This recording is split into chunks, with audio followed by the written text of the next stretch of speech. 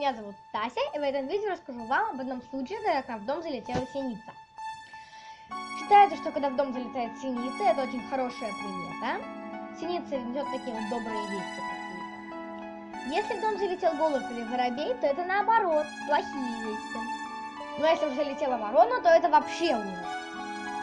Собственно, как это было. Вот она здесь.